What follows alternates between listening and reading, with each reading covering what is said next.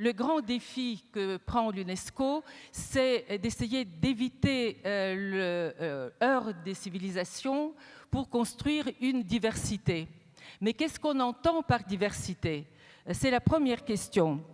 Au nom de la diversité, certains veulent imposer des mentalités et des rites archaïques qui peuvent bafouer les libertés individuelles et sociales, des libertés individuelles et sociales qui ont été conquises à force de durs combats historiques. Et ce n'est pas un hasard si les femmes sont souvent les premières victimes de ces régressions. Je pense qu'il est tout à fait impossible d'admettre qu'au nom de la diversité, des libertés, en particulier féminines, puissent être bafouées et que des femmes soient exclues de certains droits. C'est pourquoi je dirais que, plutôt que de parler de diversité culturelle, c'est une interculturalité qu'il convient de promouvoir. Elle tiendra compte des traditions culturelles, y compris des croyances religieuses, sans oublier pour autant cette composante capitale de l'expérience humaine qu'on appelle l'histoire.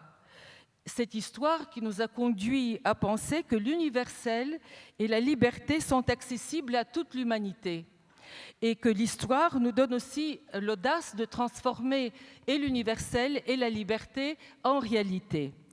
D'où la question, quel universel et quelle liberté?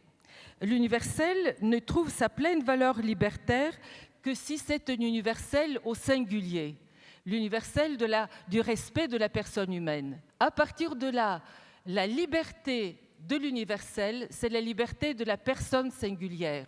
Je pense qu'on ne pense pas suffisamment en cela et le risque des diversités culturelles consiste à nous enfermer dans des communautés plutôt que de penser l'universel au singulier.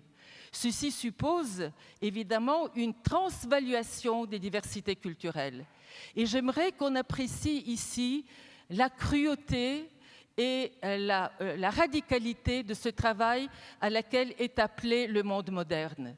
Si nous voulons éviter le risque de conflit, il ne suffit pas de dire « soyons ensemble et fraternels ». Il s'agit de transvaluer toutes nos traditions, toutes nos diversités culturelles en vue de la dignité de la personne, de nous demander si toutes les traditions respectent la diversité de la singulière personne, homme ou femme ou enfant. Et c'est à partir de cela que nous pouvons créer la refondation de l'humanisme. C'est ça le challenge aujourd'hui. Nous sommes ici à l'UNESCO dans le laboratoire de cette refondation de l'humanisme qui peut s'appuyer sur l'universel tel que nous le donne la tradition culturelle européenne en s'ouvrant, comme on vient de le dire, aux autres.